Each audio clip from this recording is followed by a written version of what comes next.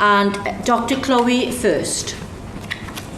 Hi, hello, nice to sort of see you all. Yes, I'm a geriatrician and palliative care specialist in South Australia.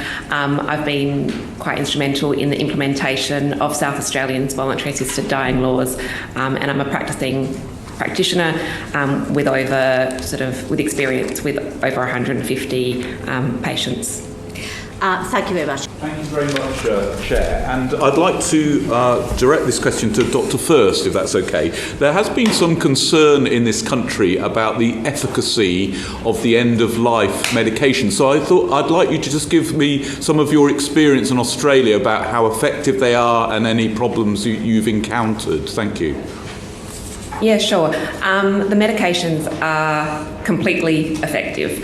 I have not had experience with any failures. It's one of the things that I feel quite comfortable reassuring my patients and their families is that this medication absolutely works. In terms of oral administration, which is the default option in South Australia, unless the patient themselves can't consume the medication or has problems with absorption, it puts them to sleep within a couple of minutes. They are heavily sedated like they are undergoing an anaesthetic, and then death ensues, i.e. the heart stops and respiration stops for about 95% of patients within about half an hour.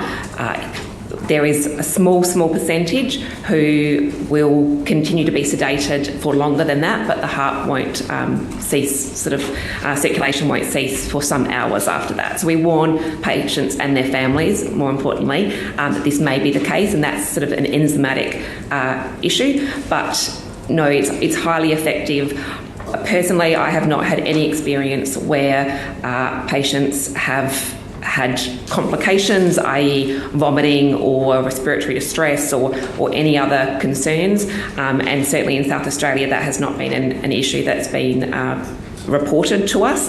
I think there's been a couple of cases of vomiting elsewhere, but it has worked in all cases as far as I'm aware around Australia as well. This has not been an issue. In terms of IV administration, again, that is highly effective, and by the time the medication has been administered completely, the patient is deceased. So this works, it's peaceful, and when patients say to me, I want to go to sleep and not wake up, this is absolutely what happens. It's a very peaceful death. So just to confirm, Chair, is that right? Just to confirm, you haven't had any failures of treatment as far as you're aware? No failures of treatment in South Australia as far as I'm aware, and I'm not aware of any sort of other particular ones around the country that have been really heavily broadcast to us. Thank you. Thank you. Naz Shah. Thank you, Chair. We've had lots of witnesses testifying about gaps in palliative care and end-of-life care provision here in the UK. What is the current state of palliative care and end-of-life care provision in Western Australia, please? I'm in South Australia, but we know there was a recent survey done by Palliative Care Australia, actually, which surveyed over 900 palliative care specialists, and of patients receiving voluntary assisted dying, more than 80% of those patients are actually getting combined palliative care and voluntary assisted dying. We, in our legislation in South Australia, there's also key provisions that there would be monitoring of the funding to palliative care to ensure that no palliative care funding was diverted to voluntary assisted dying. But we feel very strongly that palliative care and voluntary assisted dying should go hand in hand, and really that is a feeling that is being seen around the country now. Palliative care physicians that are finishing off training now see voluntary assisted dying as part of their core business. It's no longer seen as something that should be provided by separate practitioners. So it's really becoming quite integrated. I think Meredith wanted to also comment as well. On that point about palliative care, actually, if I can direct my question to Dr. First, what's been the response from palliative care professionals to the introduction of assisted dying in Australia? We've heard evidence from people working in the sector in the UK, but I'm keen to hear what your experience has been in Australia, because I understand the Palliative Care Australia's National Workforce Survey explicitly looked at this, so I'd be keen to hear what their findings were. Yeah, so I mean, I think it's been a journey, certainly. So Victoria started their voluntary assisted dying in 2019, and I would be lying if I said that the palliative care community were completely on board with it at that point. But over the last 5 to 6 years, there has been a real sort of shift in mentality, and I think we've seen that this can go hand in hand. Palliative care is about end-of-life choices. Voluntary assisted dying is about end-of-life choices. It's about putting the patient and the individual front and centre and working with them.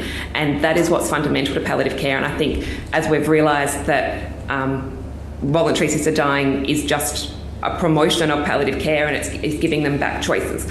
So, as I said, probably some of the older palliative care clinicians have not embraced voluntary assisted dying quite as much. That's probably very generalised, but certainly new consultants, new doctors that are coming through are really seeing this as something that they want to do.